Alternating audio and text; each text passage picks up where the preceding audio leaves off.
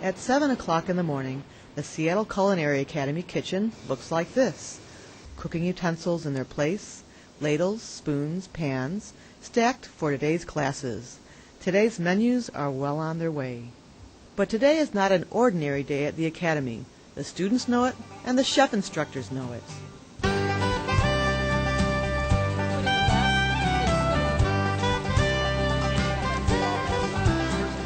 So what has changed? The Seattle Culinary Academy has changed. Oh, we've kept the good stuff such as cooking, baking, knife skills, innovative classroom lectures, and nutritious meal planning. But we've also added another layer of excellence. We call it Sustainable Food System Practices. The dots on the new roadmap begin here with our chef instructors.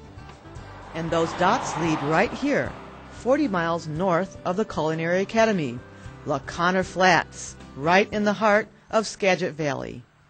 Where the faculty from SCA came up, and because our site was available, they used it, and they were exploring how they could deal with the sustainability, farm-to-table, fresh produce issue. So we're going to have about an acre of trial gardens, and you could help us with that. And we would come up to LaConner Flats and work with the farmer volunteers here on the land, farming an acre of land that they had donated for our use to learn. So we went through planting, we went through maintaining, weeding, harvesting, so the students would get a chance to really see how the product grows and where it comes from.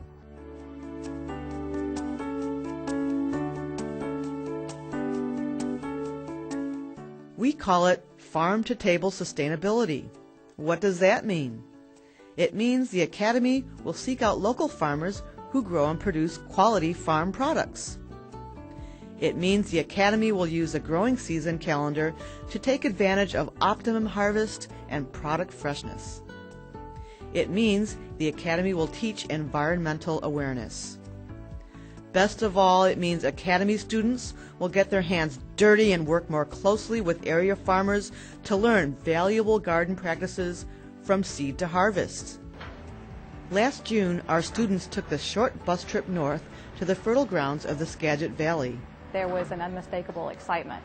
And there was an excitement for me too, and for the other faculty members, because no one had done it before. And to my knowledge, we're the first culinary school in the nation that's doing something like this. An hour later, the students were standing in front of an acre of farmland. Taught by a group of retired professional farmers with years of experience, the students would soon be getting their hands in the dirt. I guess my ulterior motive, I'm really dedicated to preserving farmland. You know, we have soils here, they're the top 1% of the soils in the world. And it is threatened by development, by housing, by retail and commercial businesses. The alternatives for farming is development. And development is really a bad thing to think about.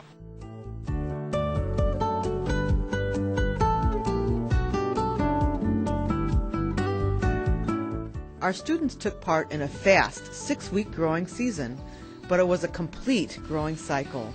In other words, it was our food products harvested, cooked, and served at our own tables.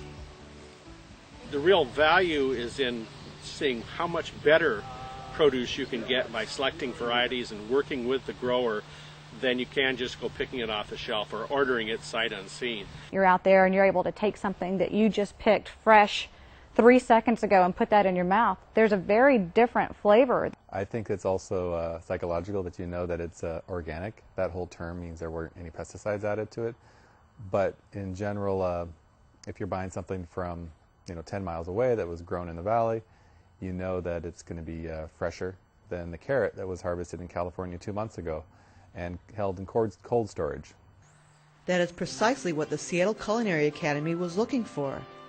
An opportunity for chef instructors and their students to actually participate with farmers in growing quality food products. Actually, we did harvesting every week, and one of the things that I think was really fun was they could harvest a lot of things and really see the difference in quality between different varieties of produce, and where just because it's red and round doesn't mean it's really a good tasting tomato. What this is teaching you is you have a choice in how you want to cook for yourself, how you want to cook for someone else, but to be able to choose the best product that benefits not only you as a chef and your diner through the flavor, but the farmer who grew it, and to keep that relationship, it brings the whole community together. Chef instructor Karen Jurgensen describes it as balancing culinary theory with real-life practices. As I cut, so like that, and push it away.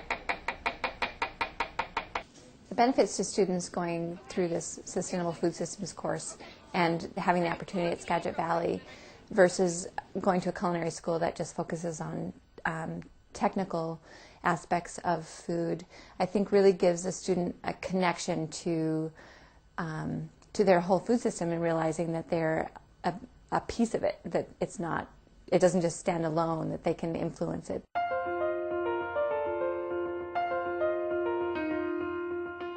Real-life practices include limited pesticides, environmental awareness, buying locally grown farm products from local farmers and small producers, recycling and composting, organic and healthier food choices, economic and social concerns, and sustainable foods practices.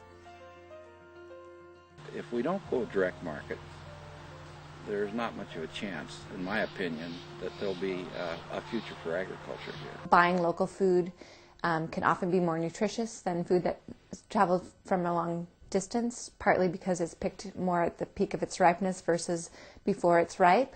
In Seattle, there's definitely a movement for people wanting to know where their product comes from. Another major concern that affects future chefs, as well as farmers, is the disappearing farmlands that are being gobbled up by land developers. The loss of sustainable farmlands will have an effect not only on local produce, but for chefs in the city as they search for available fresh produce. The term quality products from quality farms, especially in the Skagit Valley, could disappear. The reason that we are really concerned about getting more direct marketing is that that's the only way we're going to survive here. There is too much of a financial crunch for farmers. The costs of inputs are continuing to increase, and the amount that they can get for their product, if they don't eliminate some of the in-between people, is just too limited to make a profit. That means connecting the dots on the roadmap, from the farmer to the Culinary Academy, with roadside signs pointed to sustainable food system practices. So we're teaching our students who will go out and be in the industry to know where your product comes from so you can tell the consumer, and then the consumer will demand a better product in the long run. Well, one of the reasons that I find a program like this so important is when I was currently a culinary student, I had a party in my backyard with my classmates, and I was growing broccoli back there. And one of my friends looked over and said, "What is that?" And to me, broccoli looks just like broccoli. And she said, I can't believe that I'm going to be a chef, and I can't recognize what food looks like growing in the fields. And those roadside dots also lead to Seattle, to a vacant lot across the street from the Seattle Culinary Academy. These are preliminary plans for the building of a new greenhouse. Our students will learn and use the same sustainable practices here that they learned in the Skagit Valley. Herbs and vegetables will be grown and harvested daily and used in their daily menus. And we should have produce ready to go for next summer. the summer of 2007, which is very, very exciting. So it'll be just really be neat to introduce our students to this concept of walking across the street, planting a seed, watching it grow, take care of it, nurture it, harvest it, bring it back to the kitchen, prepare it into something beautiful and delicious, and then serve it to our guests. So we're trying to introduce this whole concept of seed to plate. And for a culinary student and a future chef to see that is pretty cool. Take a piece of this puzzle of sustainability, and whether it's social justice issues that inspire you or it's organic food that inspires you, to take one piece of that and make a small change. Any culinary school could teach you how to cut an apple, knife skills, how to roast a turkey, but I think our program is, as a faculty, we are more focused on where our food comes from, being sustainable, less of a footprint on the earth, and a little bit more about the longevity and not just the curriculum behind how to cook. So we look at ourselves as a catalyst in this whole process. We practice what we preach. Our mission statement has always charged us with providing an innovative learning environment and excellent culinary skills. We've just added another layer to it. We're asking our students to care about the health of the environment. And you can't just tell them to care. You have to help them understand why they should care. The younger generation suffers a little bit from an environmental disconnect. And we feel we can undo that disconnect by getting them into nature.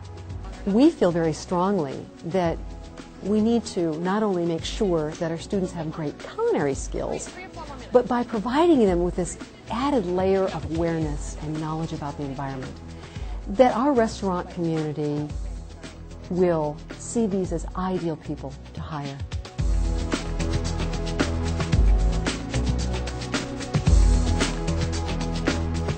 Sustainability, the commitment to practice that respects heritage, the process, and the health of the planet for the future generations.